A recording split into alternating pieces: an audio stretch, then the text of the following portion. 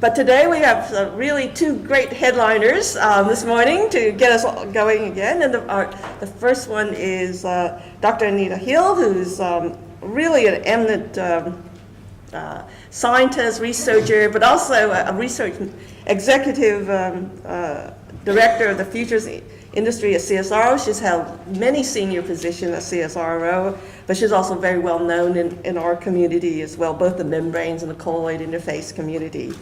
So her research interest is in materials and process engineering, transport, and the work that she's done, especially in gas separation, is really well known. And she's going to have a team presentation, so I'm looking very forward to seeing her and her students give a great presentation this morning. Let's welcome Anita. Thank you. Well, thanks, Vicki, and let me thank also Zhiwang and Huan Ting for the invitation, but also, like Vicki said, it's inspirational. You have pulled together a critical mass of people that are focused on membranes and energy efficient separation. And the number of students and early career researchers, I think, gets all of us, you know, if you could call us eminent or you could call us well-seasoned researchers, I'm pretty excited to see the number of people involved in this topic. So thank you for that. This is a team effort today, and we're going to focus on the porosity in synthetic membranes that mimics the porosity in biological membranes. And you'll know two of my colleagues really well, and that's Cara Doherty and Aaron Thornton. And they are both biomimetic because they're tall poppies, so they mimic themselves after a plant. You can talk to them tonight at the conference dinner about what particular properties they have that are related to poppies. I had a quick look on the web, so you could ask them whether they have, divine joy or, a weed of the demon type inspiration. But they are bio-inspired when they pick their students. And so today I'm excited about the fact that Aaron and Suresh are going to join me in the presentation. We'll each do a third of this presentation on porosity. In your cell membrane, the pore complex drives the fast, efficient, selective transport in and out of the cell. And for the cell, it's life and death. And it's the architecture of the pore that underpins that transport.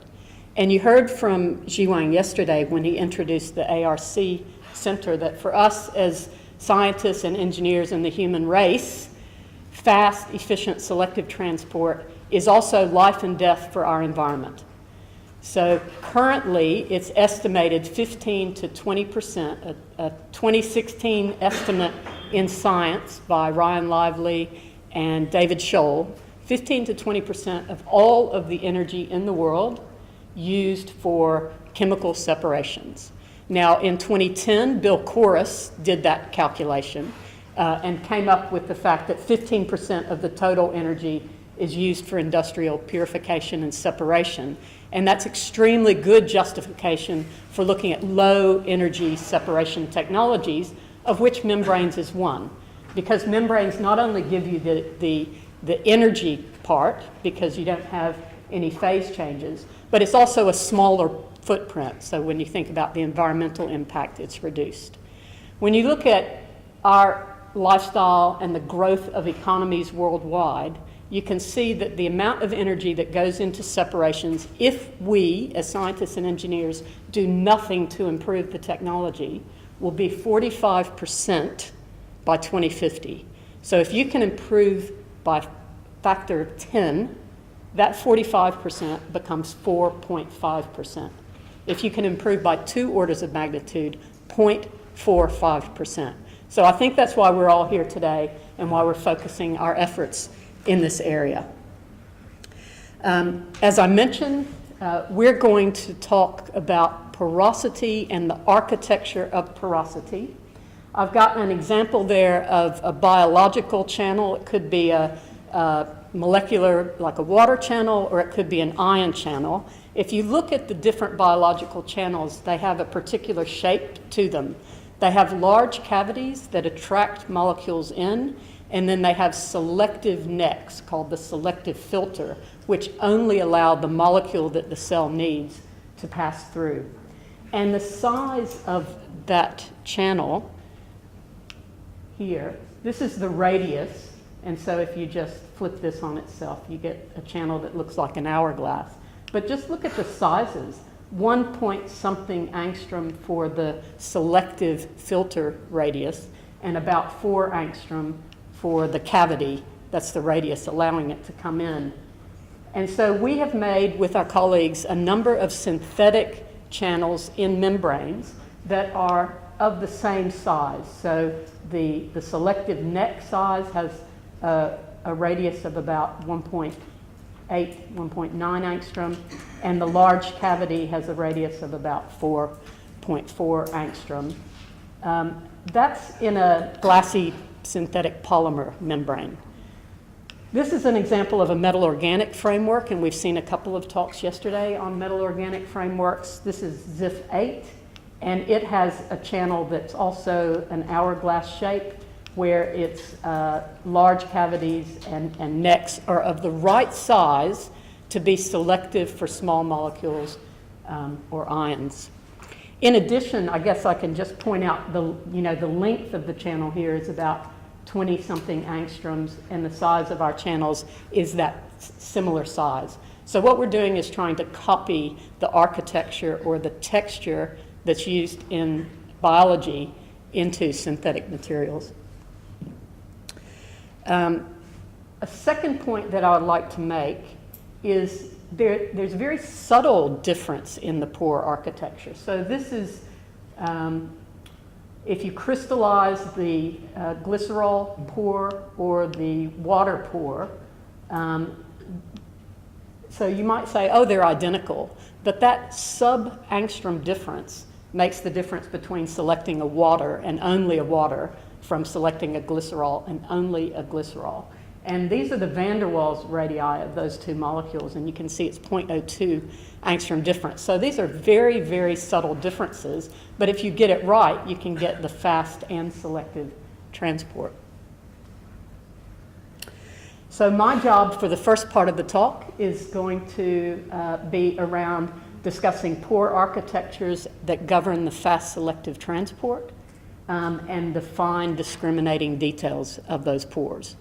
And then Erin is going to share some comparisons of how you might measure those pores in the materials that you're making and what the discriminating factors are. If you're thinking about making a material, you may be able to design what you want in advance. And then Suresh is going to talk about lots of different data that we have on synthetic channels and what are the lessons that you can learn from that. And he has a hypothesis that he intends to test, and I'm sure he would like questions and ideas from everybody in the room around that hypothesis. Now, most of you will be familiar with fractional free volume. If you know the density of a material and you know its chemical makeup and its bonding, you can calculate its occupied volume, and then you can calculate what its fractional free volume is. And if you look at transport of a molecule, in this case it's the oxygen molecule,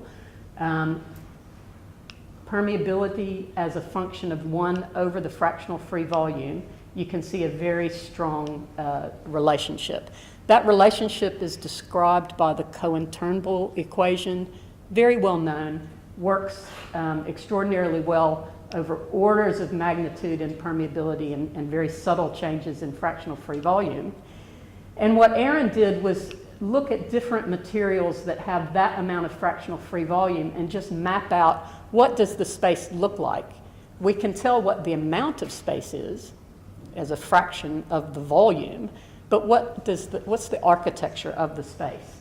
And so because it's 1 over fractional free volume, this is low free volume on this side, high free volume over here. So the low free volume materials have isolated pockets of volume.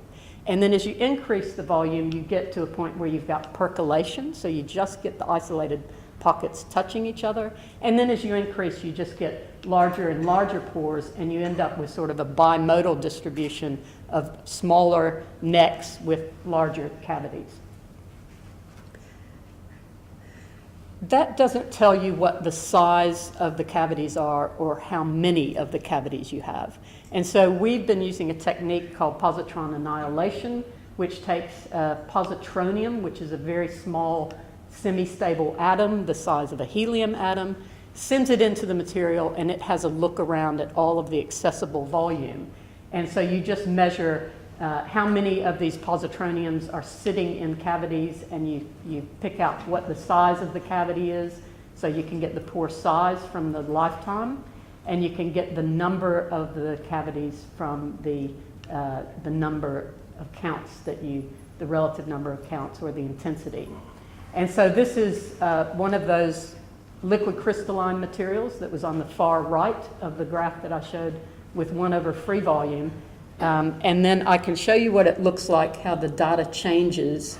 Let me just, as you head towards one of those polymers that has the bimodal distribution. So this one has isolated pockets, and then as you grow to having the larger cavities connected by the smaller necks, you can see the change in the data. When you do the analysis, you can pull out that they're 2 different pore sizes. You can see in the case of polytrimethylsilpropene, which is a pretty well-known polymer that's been tested for membranes, that you've got more of the large cavities than you do, about twice as many of the small necks.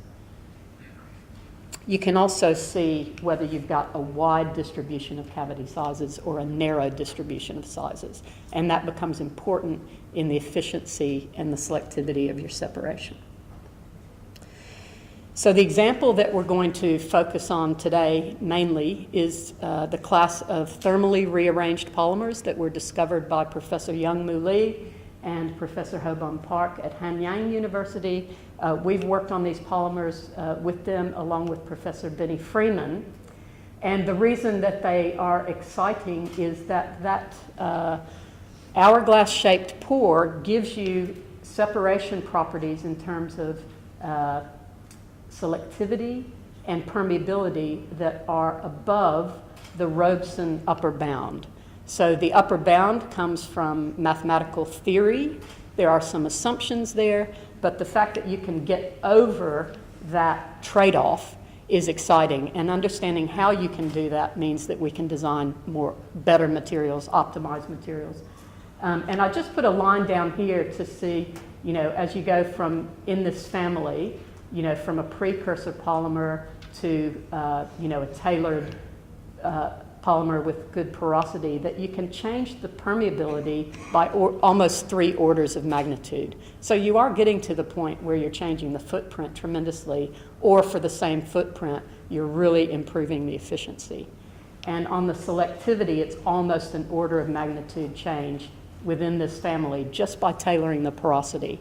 And what you'll see when Suresh comes up is that you've got the larger cavities and you've got the smaller necks, and that the size of the selective filter is what needs to be, the size and number needs to be tuned for you to be selective for one molecule over another in a mixture. And the range of sizes that Sang-Hoon from Professor Young-Moo Lee's lab, Kara, Aaron, and Suresh have looked at is quite wide. So for the larger cavity that invites the molecules in, they've looked at sizes that change by more than 2 angstrom in terms of radius, and for the neck changing by 1 angstrom. It sounds small, but remember on that log permeability versus free volume, a small change in the volume gets you a very large change in the transport properties. All right, so now I'm going to hand over to Aaron, who's going to talk about some of the measurements.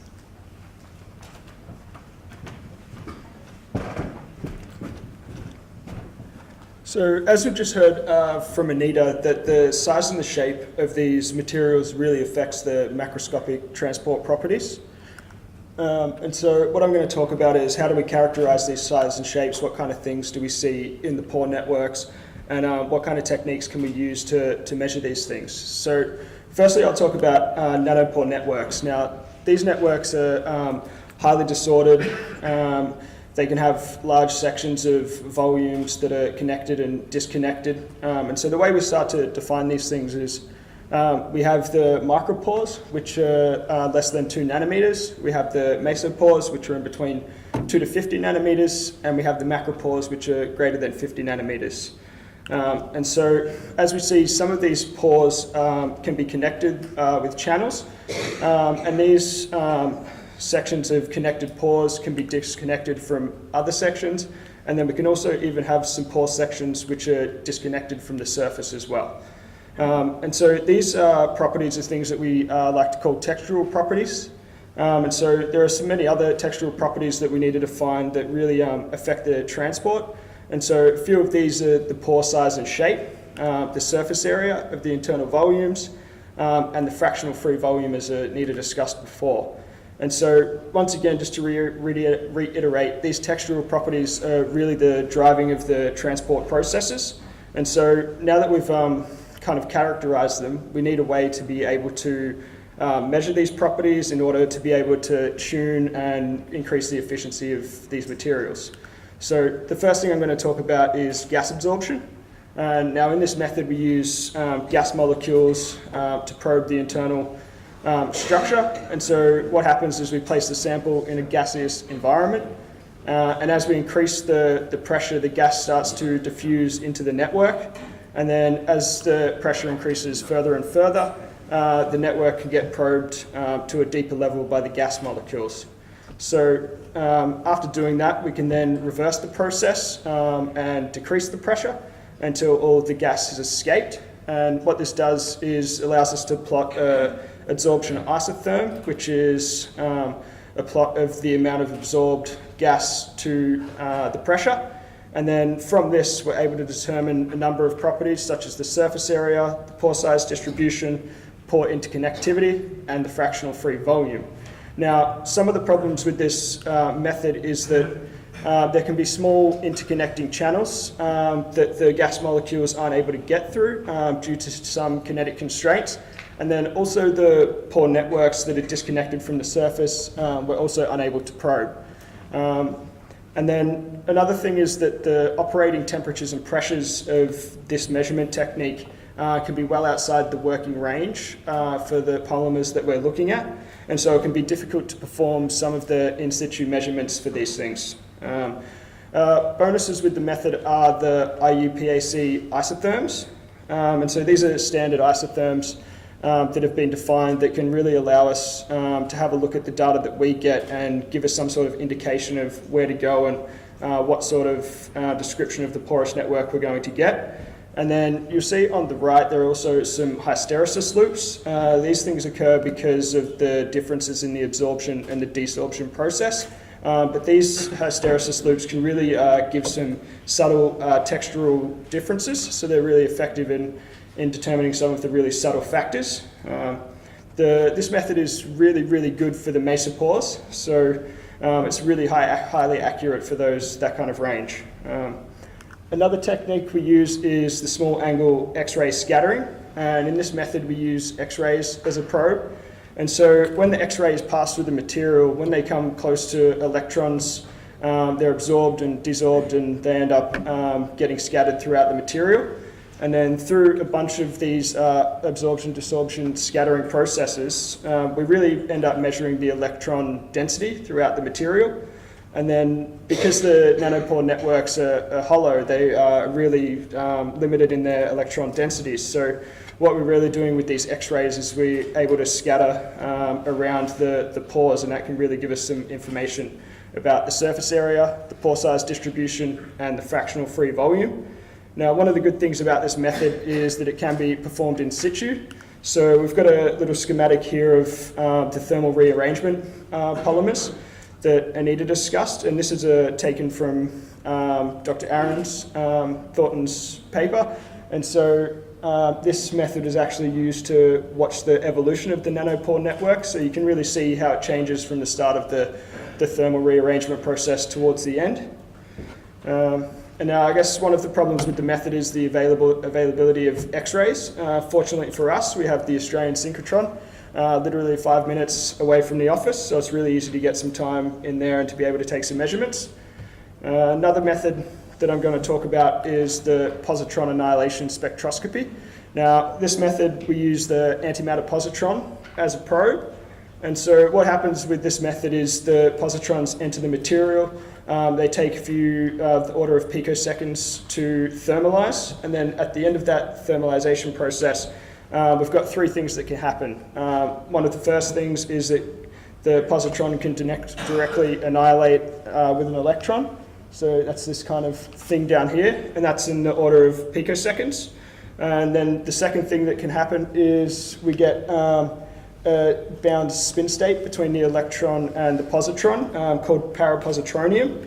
And then this thing self-annihilates as well of the order of picoseconds as well. And so both those two annihilation processes are really too fast. They don't, we can't really measure them with any sort of accuracy that would give us some detailed information. But there's a third process that can happen, and we can get orthopositronium instead. And this thing can take up to 142 nanoseconds to annihilate in a vacuum. And so this one is really the probe we use because we're able to measure the subtle differences in the annihilation of this molecule. And so with the orthopositronium, the beautiful thing about it is it's really small, it's really mobile, and it can diffuse throughout the entire pore network.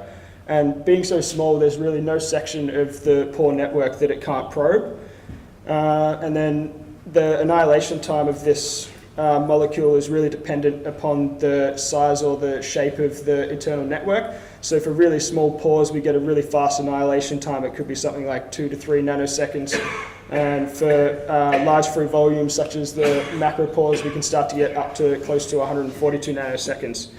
And so really another good thing about this method is because of the high mobility and diffusion, we can really see subtle differences in the size of the network. So these things can measure sub-nanometer differences, which is really not available with the other techniques. It can also be performed in situ, and there are also positron beams which allow you to implant the orthopositronium to a specific depth. So not only can we probe the entire network, we can also just probe sheets of the network, just thin layers, which obviously you can get more textural information from that. There are some difficulties with this method when it comes to the mesopores and macropores. The physics gets a little bit more difficult and harder to reproduce or to measure. So really this method is really used more for the micropores. And so I'll just give a little summary of what we've talked about. We're talking about textural characterization of these methods. So firstly, we discussed some of the textural properties and how they relate to the transport. And then the thing really with these methods is that they all give complementary information. So to really characterize these textural properties, we really need to use a combination of these methods. And there have also been some more recent studies that really combine the molecular dynamics simulations with all of this other techniques as well. And this has really been shown to be promising to elucidate many of the textural characteristics. And so now Suresh will discuss what measurements we've got with these techniques and how have we used this to be able to tailor and improve the characteristics of the transport properties.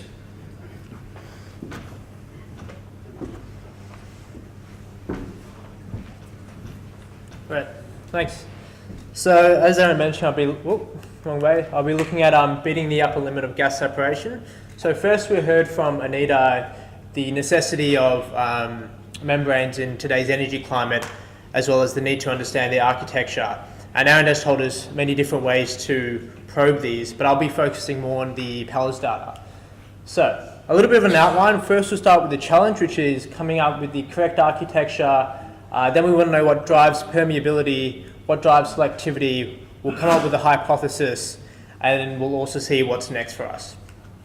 So first, we start with this nice little graph we have here. So we have selectivity of CO2 over methane on the y-axis, and on the x-axis we have permeability. And this just shows us a bunch of various glassy polymers. And this black line here, as mentioned earlier, is the Robeson limit. So that just tells us that there's a trade-off. So the more permeable we make our polymer, or membrane, sorry, the less selective it's going to be. But what I want to turn your attention to is these red ones. So these are our TR polymers. And you can see how fantastic they are. So the green ones as well, they're our precursors. And using the method of thermal rearrangement, we can move them orders of magnitude greater than where they were before. So this is a really fantastic technique. And these actually smash through the Robeson upper limit to give us some really efficient separation and permeability. So the question becomes, why do TR polymers do so well? And we know they have bimodal distribution. So they have these large cavities and these necks in the middle. And so we think it's got something to do with those, but Powers gives us a nice way to figure out why. So let's have a look. So first we look at what drives permeability.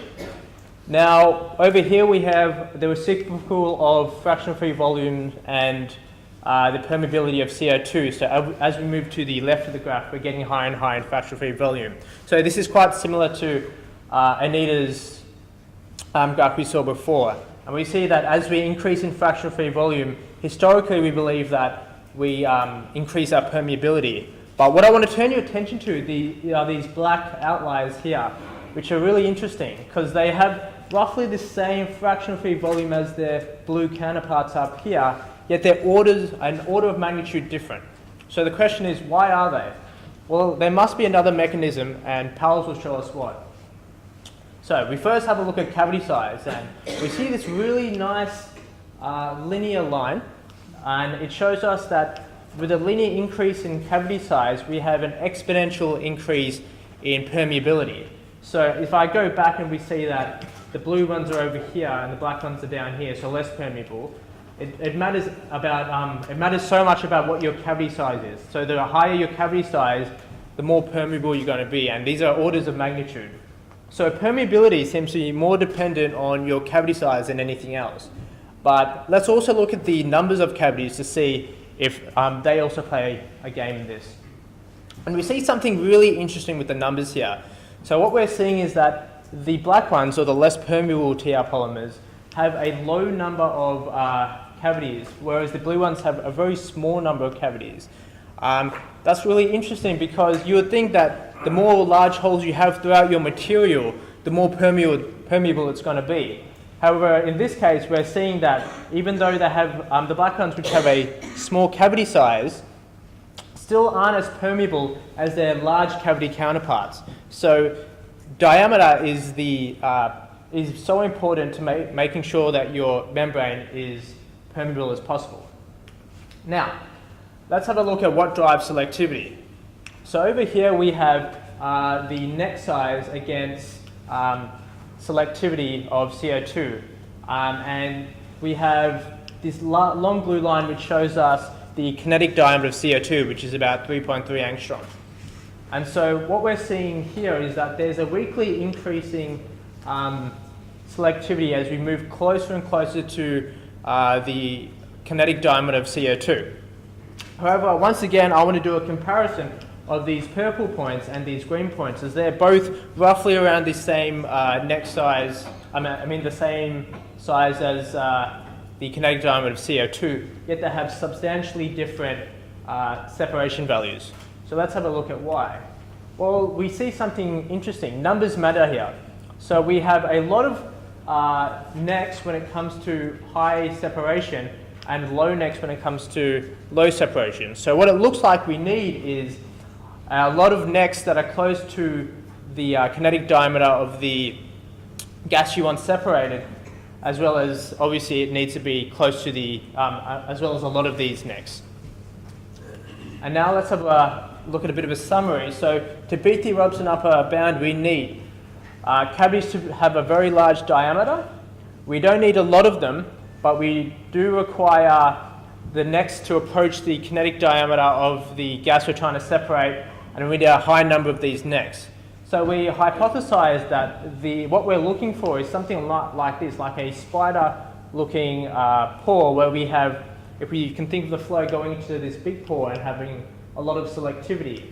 And this is eerily similar to our cell membrane over here, where we have a large pore in the middle as well, and many selective channels. So in the spirit of Zhang's talk, Professor Zhang's talk yesterday, a bit of biomimicry here to get our membranes more efficient. So what's next for us? What's next is to do some molecular dynamic simulations, and we want to further characterize our ideal pore sizes as well as the number of them, and the ideal neck sizes as well as the number of them. And then we can find out where the sieving regime, the adsorption regime, and the Knudsen regime is. And then using all this information, we can actually use neural networks to sift out which one we want specifically. So Professor Aaron Thornton over here uses this technique to screen for the perfect pore line. It uses some machine learning, and it looks into the nanoporous material genome membrane database, and we can find the exact one and test our hypothesis. So now a little bit of a summary. Anita talked to us about the optimized transport properties for gas and how it can be achieved by tailoring pore sizes.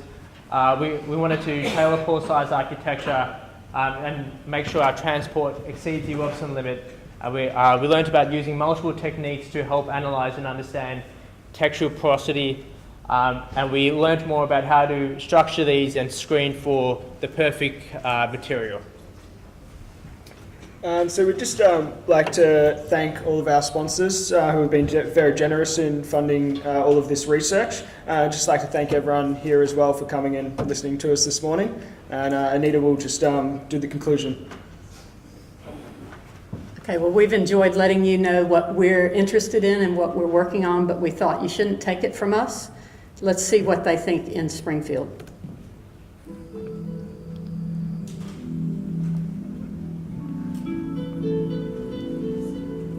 From the widest gully to the deepest trench, holes define who we are and where we are going. And although Rover here may not know it, he is participating in a ritual as old as time itself. He is giving birth to a hole. Or considers a dolphin, nature's most filmed creature. Even they have holes. Blow hole. Okay, that's it for us. So we have time for a couple of questions. So Where are you going? you're not You get in front, that's right. So, yes. The second about efficiency, in your presentation you mentioned the different influences for the gas separation, such as the pore size and the cavity density. But how to define the pore and cavity? Pore and cavity. Oh, okay. So thanks. So see, if you have a look at the cavities over here are the large pores here, right? And so the necks were the ones in the middle, right? So the large ones were the ones that drove the permeability of your gas. And in the cell, it's called a pore complex. So it has a big open part, which is called the cavity. Then it has the selective filter, which is the neck. So we're just trying to use those words to make it clear. They're all pores, clearly, they're all open, but some are the ones that collect the molecules and some are the ones that sieve the molecules. Any other? Maybe I'll have just one short question in terms of, we think of that as a rigid, look, but we know that during the transport, there's potentially flexing, and even though how are you taking that into account? Great question from the chair. I'll let you know how I think about it, and then let's see how Suresh and Aaron think about it. So the picture in the middle is what does the inside of a dynamic polymer look like at a fraction, just taking a snapshot, if you are the size of a helium. Now, if you're bigger, if you're the size of methane or, propane, so the bigger you are, you will see a different picture because you cannot access the smaller cavities. So not only will the picture change as a function of your size, but it will change as a function of the time scale at which you take that picture. And I think that goes to your question about the dynamics, and probably to why Aaron was saying we have to throw multiple techniques at it.